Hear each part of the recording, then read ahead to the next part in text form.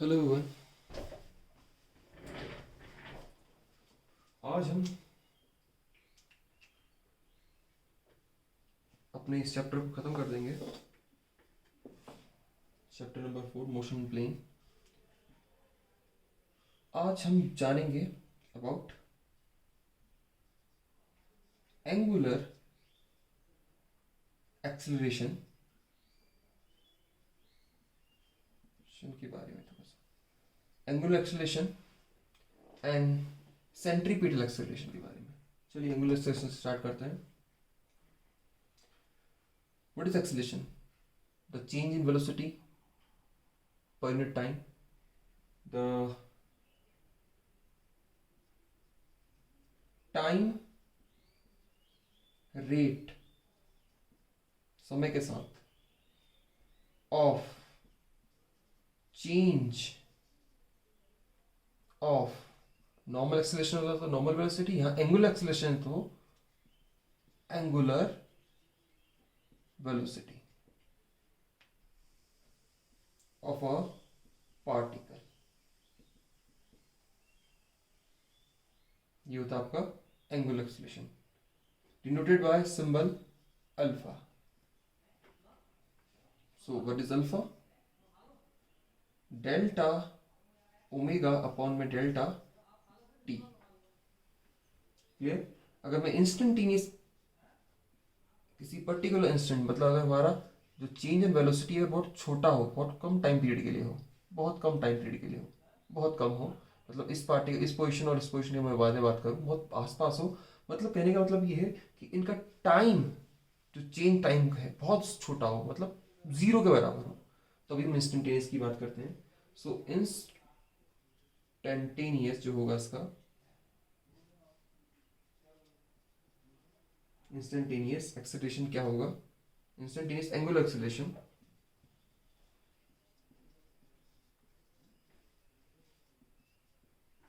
ये होगा बेटा आपका alpha is equal to limit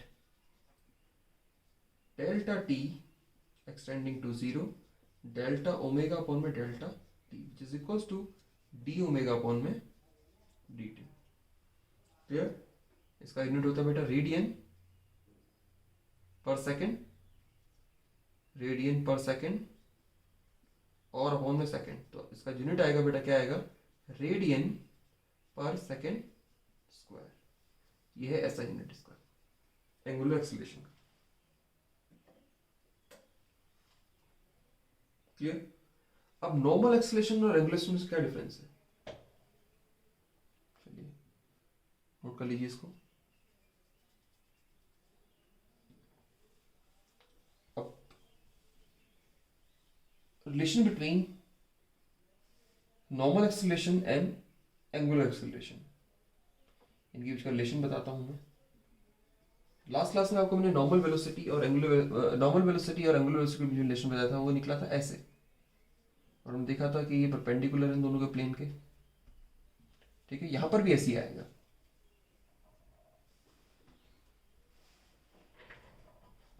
आपको पता है जो v है वो आर ओमेगा के बराबर है। ठीक है, वो सा डिफरेंशिएट करता हूं, तो d v equal to d t is equals to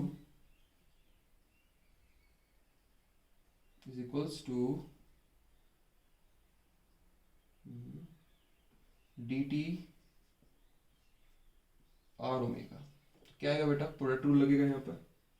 are constant है, आर कांस्टेंट है पता है आपको, तो इसको जब डिफरेंशिएट करूँगा जीरो हो जाएगा टर्म, ये आएगा ये और ये, प्लस ओमेगा छूटा d r by d t, और कांस्टेंट का डिफरेंशिएशन क्या होता है? जीरो। डिफरेंशिएशन क्लास में बताया था मैंने, क्योंकि आर थ्रू आउट कॉन्स्टेंट रहेगा पूरे सर्कल में, तो ये पार्ट जीरो हो गया पूरा ही, तो इसका सिर्फ यही टर्म आता है। अभी आपको मैंने बताया दिस इज एंगुलर एक्सेलरेशन, तो ये आ गया आपके बीच का रिलेशन वेक्टर नोटेशन में।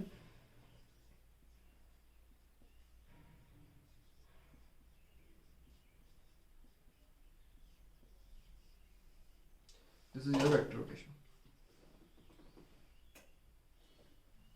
चलिए लास्ट बचा बेटा आपका इसमें सेंट्रीपिटल एक्सेलरेशन, लास्ट इसमें टॉपिक बचा छोटा सा, सेंट्रीपिटल एक्सेलरेशन क्या होता है और उसका एक्सप्रेशन फाइंड करना है। सो सेंट्रीपिटल एक्सेलरेशन,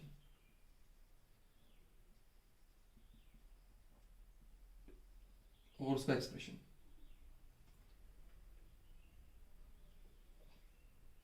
आपको पता है जब एक बॉडी सर्कुलर पाथ में घूमती है कांस्टेंट स्पीड के साथ, उसी को यूनिफॉर्म सर्कुलर मोशन कहा जाता है।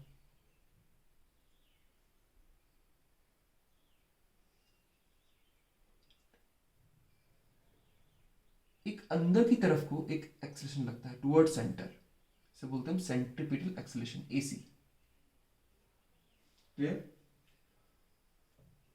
ये आपका नॉर्मल वेलोसिटी v, ठीक है। तो नॉर्मल वेलोसिटी के साथ सेंट्रीपिटल एक्सेलरेशन किस एंगल पे है, याद रखिएगा 90। मतलब ये रेडियली लग रहा है, रेडियस के साथ लग रहा है, तो रेडियस भी यहीं आता था। तो बेटा आपको याद रखिएगा इसको, तभी इसे रेडियल सेंट्रीपिटल एक्सेलरेशन बोलते हैं और रेडियल एक्सेलरेशन ही बोलते हैं, ठीक है। सेंट्रीपिटल बोलते हैं और रेडियल भी बोलते हैं,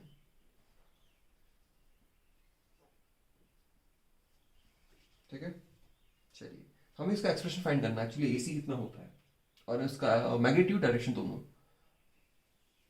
चलिए अगर मैं इसे डिफाइन करूं सेंट्रीपिटल एक्सेलरेशन को, तो a body undergoing uniform circular motion is acted upon by an acceleration which is directed along the radius,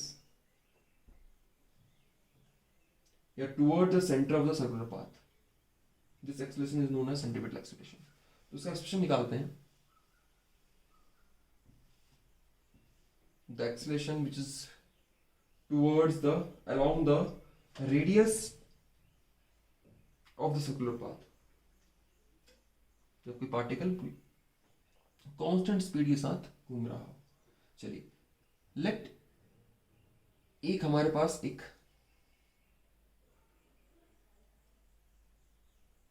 circular path है, क्लियर। लेट इस पॉइंट पे और इस पॉइंट की मैं बात करता हूं, मैं 2 पॉइंट की बात करता हूं। मतलब पार्टिकल आपका P पॉइंट से Q पॉइंट पे चले गया, लेट ये P पॉइंट है, Q पॉइंट है, क्लियर। यहां पर वेलोसिटी बेटा लेट v1 है, यहां पर लेट वेलोसिटी बेटा v2 है, क्लियर। टेंजेंशियल लिया है मैंने, ध्यान रखिएगा, ठीक है। ये इसमें इन्होंने यहां से लेके सेंटर है इतना इसने एंगुलर डिस्प्लेसमेंट किया, और लेट इसने जो वो किया क्या बोलते हैं डिस्प्लेसमेंट नॉर्मल, वो लेट डेल्टा एस था, जो डिस्टेंस मूव किया इस पॉइंट से इस पॉइंट पे, क्लियर।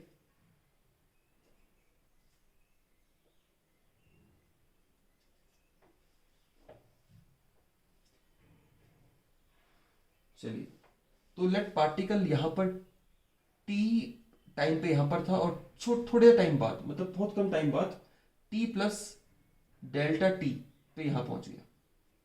क्लियर हो गया पूरा case? t plus delta t पे यहां पहुंच गया, ठीक है।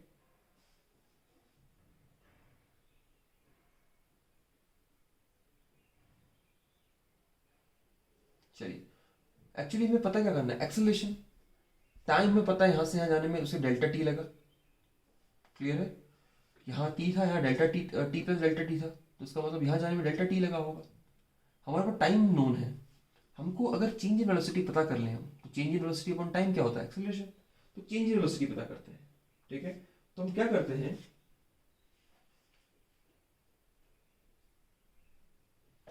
एक पैरेलल शिफ्ट कर लेते हैं। लेट्स सो मैं एक डायग्राम, इसको यहाँ ले आता हूँ मैं ऐसे ऐसे, समझ रहे हैं, इस v2 को यहाँ ले आता हूँ, this is your v2, clear. In points के नाम देता हूँ, चलो बेटा पहले मैं v2, और ये है आपका, इसको मैं इधर लिया है ऐसे, इसको मैं ऐसे लिया है, पैरेलल शिफ्ट कर दिया इसको मैंने, थोड़ा सा आगे लाके ऐसे, मतलब ऐसे, let this is your v2 and this is your v1.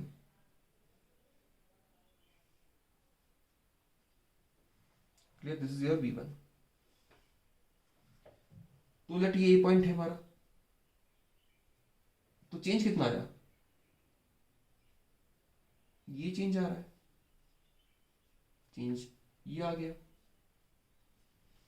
ठीक है, क्लियर हुआ।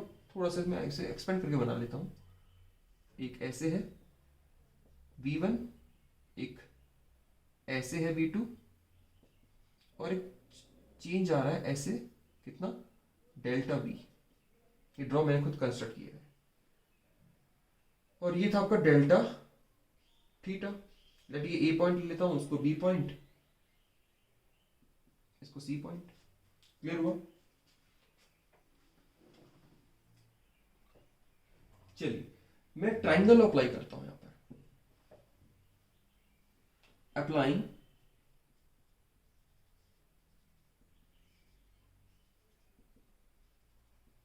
Triangle law. ट्राइंगल लॉ क्या बोलता है, ध्यान से देखिएगा, triangle law of vector addition, B A मतलब वेक्टर एडिशन। ट्राइंगल लॉ क्या बोलता है, ए बी वेक्टर प्लस, ये वेक्टर है बेटा, ये वेक्टर है बेटा, ठीक है, ये वेक्टर है, ठीक है, इसको वेक्टर फॉर्म बना लेता हूँ। ये तो तुम बोलोगे सर ये वेलोसिटी तो पूरी थ्रोट सेम होनी चाहिए, वेलोसिटी तो बेटा सेम है, पर उसका डायरेक्शन अलग अलग है, इसलिए ये v1 v2 लिए मैंने। तो घूम तो कौन से वेलोसिटी के साथ रहा है ये, पर डायरेक्शन अलग अलग है। तो a B vector this plus b c is equals to a c. Value put कर देता हूं, ए बी हो गया आपका v2, बी सी हो गया आपका डेल्टा v, और ए सी हो गया आपका डेल्टा v1। तो आगे आपके पास v2 minus v1 is equals to delta v। यही क्या है आपका चेंज इन वेलोसिटी।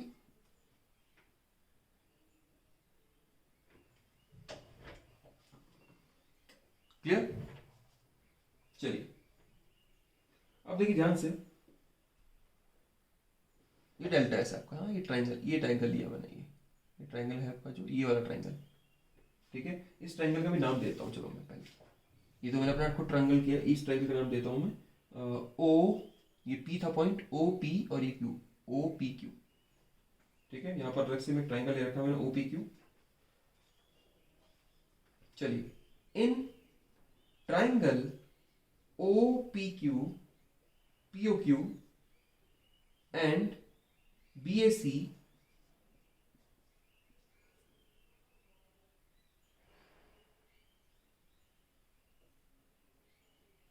ठीक है। देखिए ओपी भी आर है, ओपी भी आर है, और ओ क्यू की भी आर है, ध्यान से देखिएगा, ठीक है। पहली बात तो पी ओ क्यू और एंगल बी ए सी दोनों कितने के बराबर है, थीटा, दोनों थीटा के बराबर है, ठीक है। क्लियर हो गया।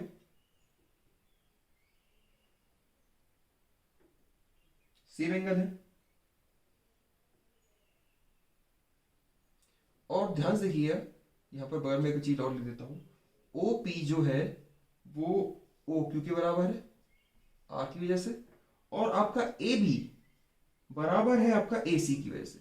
दोनों का वेलोसिटी v है, वेलोसिटी v है दोनों का, पर डायरेक्शन अलग अलग है, पर मैं मैग्नीट्यूड की बात कर रहा हूं सिर्फ, ठीक है।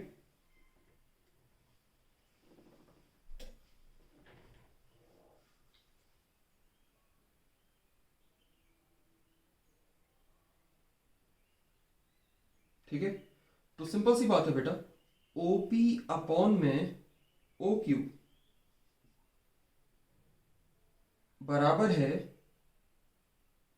AB अपॉन में AC के, दोनों वन आएगा।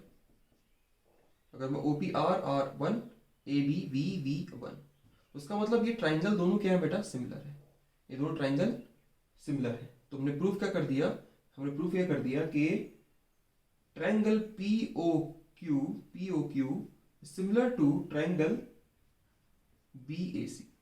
ये जो हमने खुद कंस्ट्रक्ट किया ट्राइंगल, इसको इसके जैसा, ठीक है, ये दोनों सिमिलर हमने प्रूफ कर दिए। अब असली खेल होगा स्टार्ट। अगर ये दोनों ट्राइंगल सिमिलर हो गए, अगर ये दोनों ट्राइंगल सिमिलर हो गए तो इसका मतलब क्या होगा, इनके रेशियोज भी बराबर होंगे। अगर दो कोई ट्राइंगल सिमिलर होते हैं, इनके कॉरस्पॉन्डिंग साइड के रेशियो बराबर होते हैं, अपने 10th क्लास में थ्योरम करी होंगी। तो PQ अपॉन में OP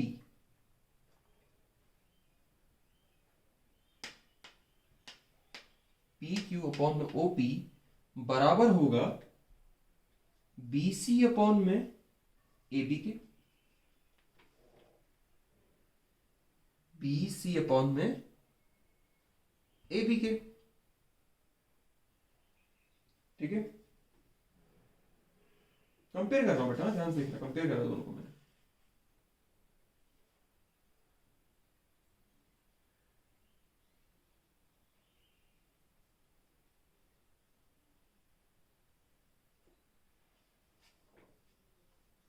ठीक है, PQ ये था, इसकी कंपैरिजन ये किया मैंने। OP ये था, इसे कंपेयर मैंने ये किया। OP देखिए, देखिए ये एक्चुअली मैंने इसको हल्का टिल्ट ऐसे बनाना था, आपको कंपेयर होता है, ये इसके बराबर हो गया, ये इसके बराबर हो गया, ठीक है। इनका रेशियोज कॉन्ग्रुएंट साइड रेशियो बराबर हो गया। तो मैं बोल सकता हूं डेल्टा S अपॉन में R, के नाम दे रखे मैंने PQ का डेल्टा S, और BC का नाम दिया बेटा मैंने डेल्टा V अपॉन में R बराबर हो गया। क्लियर। तो डेल्टा V जो आ गया हमारा, वो आ गया R multiply by delta S upon में R, सॉरी R नहीं बेटा, ये V है, AB का मैंने V नाम दिया है, ठीक है। V2 नहीं ले रहा हूं क्योंकि अभी मैं सिर्फ बिना वेक्टर की बात कर रहा हूं, तो जब वेक्टर की बात नहीं करूंगा तो ये VV होंगे दोनों, ये भी V है, वे भी V है, क्योंकि यहाँ भी इतना ही वेलोसिटी होगा, यहाँ भी इतना वेलोसिटी का, डायरेक्शन अलग था इसलिए मैंने V1 V2 नाम दिए थे। तो डेल्टा V अपॉन V हो गया, ठीक है। तो आपका आ गया delta V multiply by delta S upon में R, ठीक है। बोथ साइड में डिफरेंशिएट कर देता हूं डेल्टा T से, differentiating both side by delta T, ठीक है। डेल्टा V अपॉन में T क्या होता है बेटा, ठीक है। और एक और काम, और एक और चीज करता हूं तो इजी हो जाएगा ये। बोथ साइड में लिमिट ले लेता हूं, बोथ थोड़ा हल्का सा खिसका देता हूं, डेल्टा V अपॉन में डेल्टा T, ठीक है।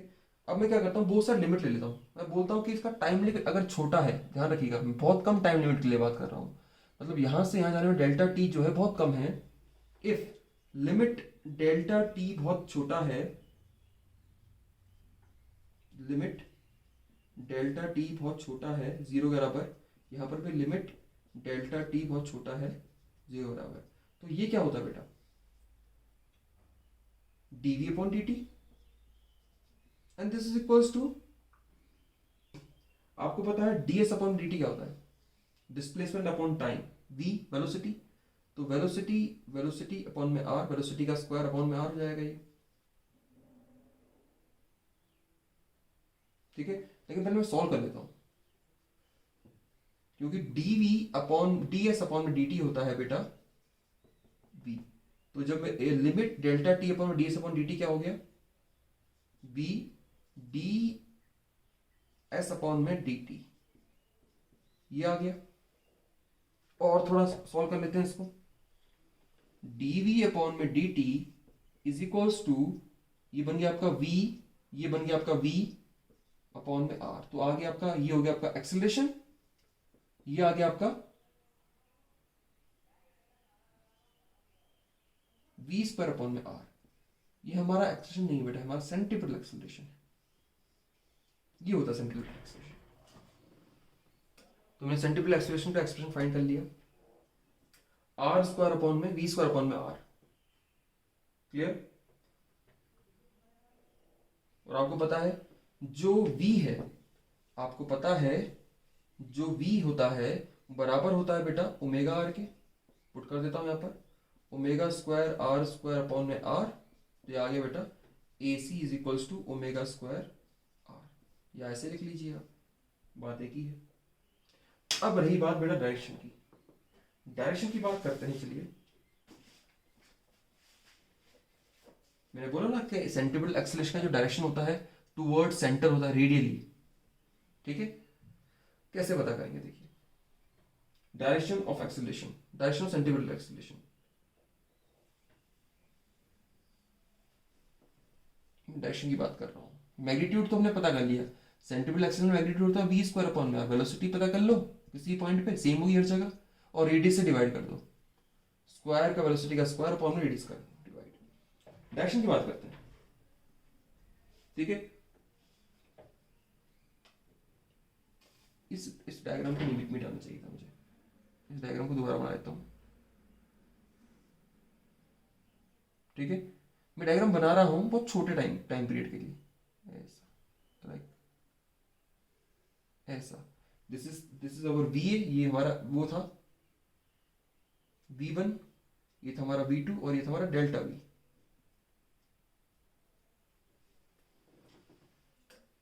क्लियर? ये V1 था, ये V2 था, ये डेल्टा V था। ठीक है, चलिए। और हमारा डेल्टा V क्या था? V2 माइनस V1, ये निकाला था हमने। Delta V is equals to V2 minus V1। इसको यहीं छोड़ देते हैं। अब देखिए ध्यान से, जब हमारा when delta t is very very small, बहुत जीरो के बराबर था, ठीक है,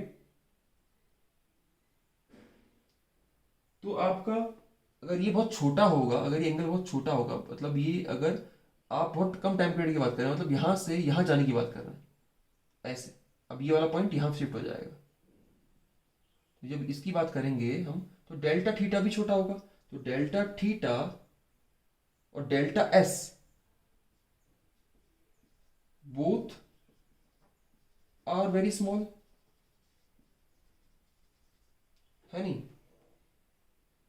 ठीक है, जब ये ऐसा होगा तो बेटा आपका, जब ये बहुत छोटा हो जाएगा, ध्यान से देखिए, जब ये और छोटा होगा, और छोटा लेता हूं उसको मैं, इतना सा लेता हूं बिल्कुल, ध्यान से देखिए कि ये वेलोसिटी इसके साथ कैसी है? परपेंडिकुलर है। कैसी है? अगर ये बहुत छोटा होगा तो ये कैसा बिहेव करेगा? इसके साथ ये परपेंडिकुलर होगा। ठीक है, so delta V, delta V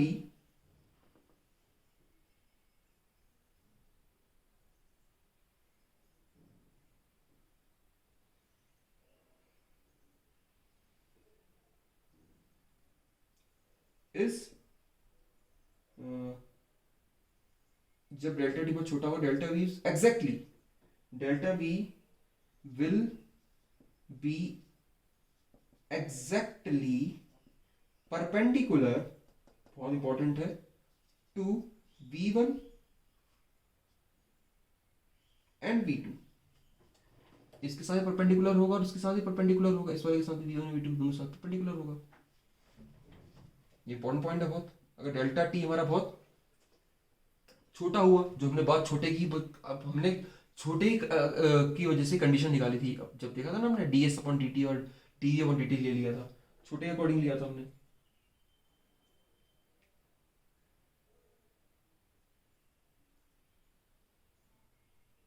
ठीक है, तो हमारा जो डेल्टा V है,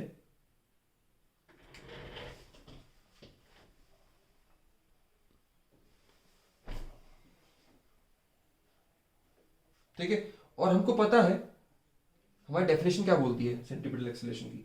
हमारी सेंट्रीपिटल एक्सेलरेशन ये बोलती है कि centripetal acceleration acting on the object describe the rate of turning, पहली बात।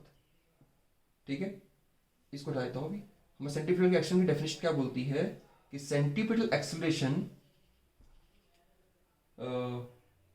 सेंट्रीपिटल एक्सेलरेशन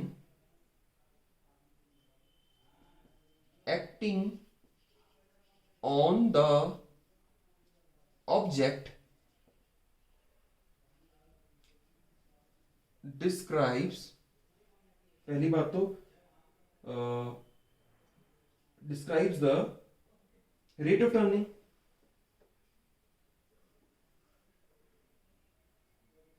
ठीक है, यह कहने का मतलब ये है जिस डायरेक्शन में आपकी वेलोसिटी बदलती है, मान लीजिए आपका कोई ऑब्जेक्ट अब चल रहा है, यहां से वो यहां पहुंचा, तो इसी डायरेक्शन में एक्सेलरेशन होगा। अगर हमारा वेलोसिटी चेंज इस डायरेक्शन में हो रहा है तो उसी डायरेक्शन में एक्सेलरेशन, गाड़ी यहीं जा रही होगी। मान लीजिए पार्टिकल यहां से यहां गाड़ी थी, एक मान लीजिए कार मान लीजिए, वैसे घूम रही है, वो यहां से यहां पहुंची और यहां से यहां पहुंची, तो इस डायरेक्शन में उसका चेंज हुआ, तो इसी डायरेक्शन में तो उसका एक्सेलरेशन हुआ होगा। सिंपल सी बात है। डेफिनेशन ये बोलती है जिस डायरेक्शन में हमारा चेंज होता है उसी डायरेक्शन में हमारा एक्सेलरेशन होता है। और आपको पता है कि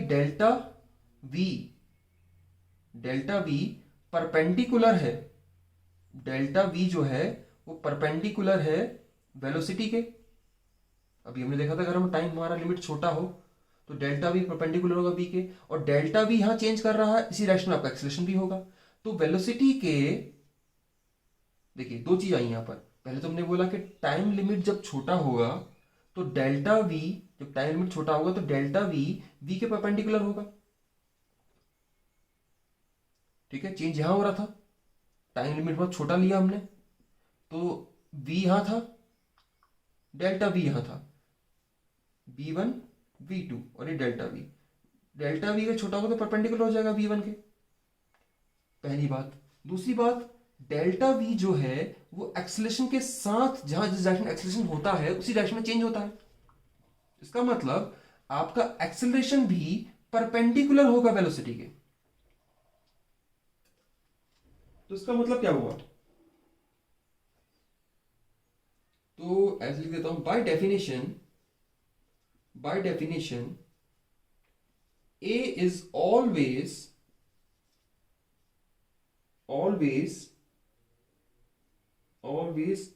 in the direction of delta V, and delta V,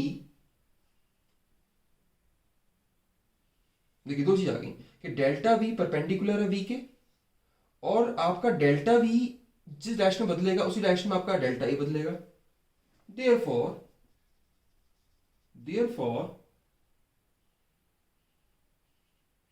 a centripetal acceleration must point towards the centre. Velocity यहां को है, इसका परपेंडिकुलर क्या हुआ, ये हुआ इसका परपेंडिकुलर, तो आपका सेंट्रिपेटल एक्शन कहां को आएगा, ऐसे। वेलोसिटी यहां को है तो उसका परपेंडिकुलर क्या हुआ, ये हुआ। क्लियर। तो therefore AC must point toward the centre of the circle. ये हो गया प्रूव इसका डायरेक्शन। थोड़ा सा कॉम्प्लिकेटेड था बाकी और से।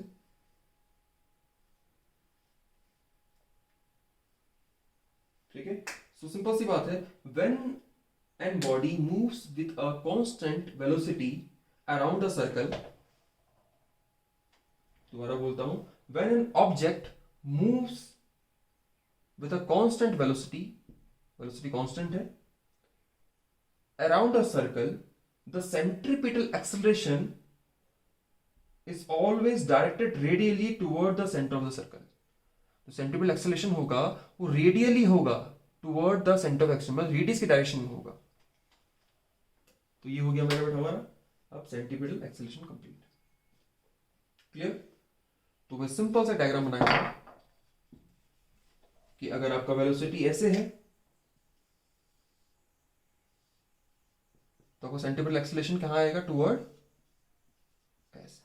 वेलोसिटी यहाँ को है, सेंट्रीपिटल एक्सीलरेशन होगा आपका टुवर्ड सेंटर। ये बात ध्यान रखिएगा। क्लियर? चलिए,